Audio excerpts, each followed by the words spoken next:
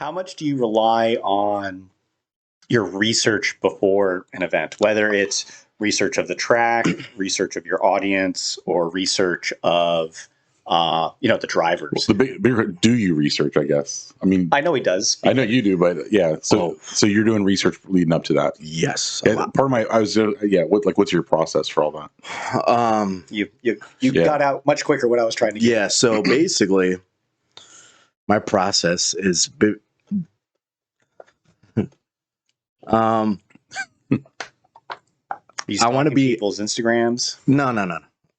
I am more of analytical on what can happen. So as a driver, so I look at what they did previous round and what their tendencies are, and then see if the track plays to their tendencies or it doesn't play to their tendencies. So that's one thing. Before I even do all that, I'll try to find a track on the virtual wise and say, all right, this is how the layout is. How similar is it to this layout? Luckily, we did the Sebring layout, which was fantastic. That I was able to practice a little bit before the first round I got out there. But being in a real world environment compared to a virtual, I was nervous, all right, on that first one. So there's a lot of research on that. So the one thing I did was on the first round, I was researching what happened on the previous round. And so what happened on the previous round, because if someone comes into the series and watches it, they're brand new, they don't know what happened in the previous round. So I got to be able to articulate and tell the story from the previous round to this round, and then that's a good point. Make people be like, oh, this is what happened. Let me feed into this energy. Another thing for research wise is I actually do it during the rounds too. So it's more of you've seen me like during breaks, I'll go to the pits and say what's up to the drivers. It's more of respect for me, because I want you to have the same respect as I would. If I'm up in the booth, some people, if I was just up there, they'd be like, oh, it's just voice in the booth, he doesn't know anything about me. Yeah, I'd rather be, hey, what's up, guys? How's it going? Like, you good mentally wise, whatever. We had a little bit of that in the first round, so I encouraged John to make a little quick cheat sheet bio to send to the announcers, but hey, just so you know, this is a little bit of who I am. I don't know if this is helpful, but right, and that I already knew Alec on Instagram, and I sent it to him. Yeah. And then after the Saturday practice day, I was like, oh, there's another guy up there. Who is it? And that's when I sent it to you too. Yeah, it's pretty funny because that's a weird dynamic, because some people will send me a bio, I'll read it, I'll be like, that's cool, but I possibly wouldn't understand it, right? In a sense, right? Yeah. So that's why I put in a couple of things, the military thing and a couple of cues, not just it's a V8 S14, blah blah blah.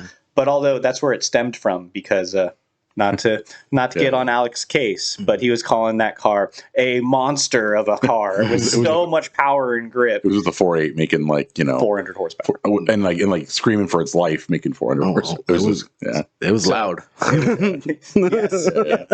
How loud? Wow. Yeah, it was the military has the guidelines, snafu, FUBAR, and TARFUN. You're in TARFUN level. That's how loud you were. Yeah, it was crazy. But yeah, I don't think people have any clue I certainly didn't how much prep and effort you put in before the round even starts, that you're doing all that. Yeah, you guys put so much work into the cars, and I even brought it up at OSW. Yeah, that I actually admire you guys because how much work you guys put into it. For me as a commentator, I'm just on a mic, I'm saying words, but I got to put the same amount of effort that you guys are doing on the mic so people understand it, because they only see you as drivers. Well, I'll say too, I respect that a whole bunch, and I appreciate it. I know John does too, but you from your end too, we're trying to create not just but I think any driver who's serious about this has to create a brand of themselves, right? And you're the conduit, right, to getting that out in those live streams and at the events.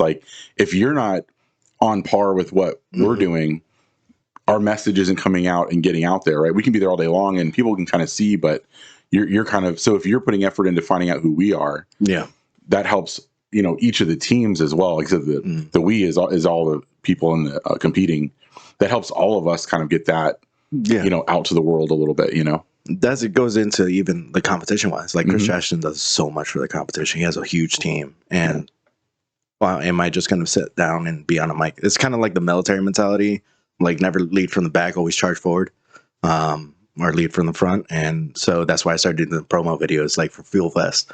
And most of the time, it's just to get people hyped up. And you did one for round 4 as well. Round 4, yeah. And then the previous, like after, I want to say, I did like a teaser for round 2 because that was my debut.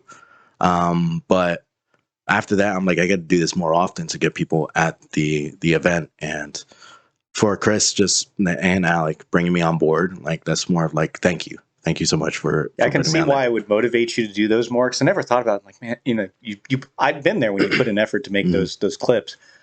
It'd be so much more better for you guys to have people to talk to. If you can entice, like, you're not just enticing them to keep US Drift Circuit around and keep Jackson around and keep the drifting around. If there's more people out there for you to commentate to, that's more fun.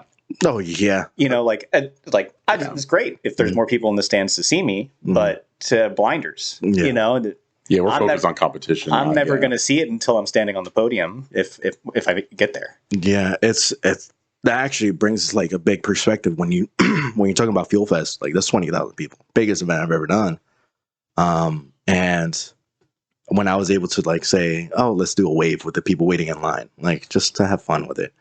I want to get everybody in the stadium or in the track to do the Atlanta Braves, like, whoa, just like Seminoles also. Yeah. Seminoles. So that would be sick if I could get them doing that wave or just doing a wave while the car goes around the track. It'd be sick. There you go. A wave while the car goes around an outer zone. Yeah. Like Jersey would be really cool to watch. Watch the stand, have the stand stand up, and then they go to the other side. The other stand stand up. It would be sick. That would be so cool. So yeah, I'm very creative with that, and it's like I would love to bring that to the sport, but most of the time it's me trying to tell you guys story.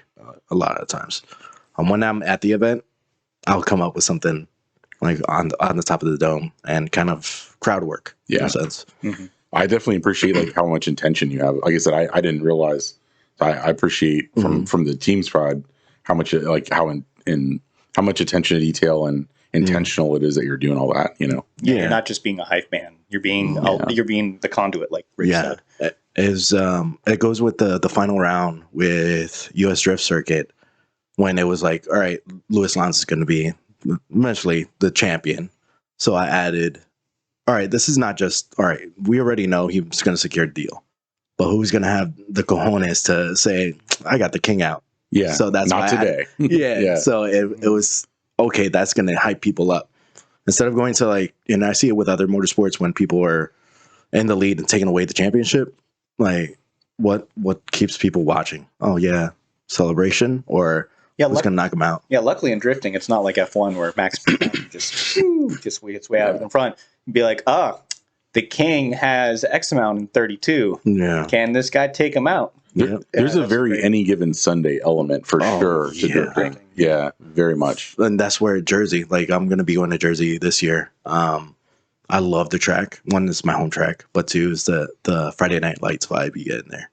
When the lights go out for the top 32 and it's just, the track glows. Oh, that's insane.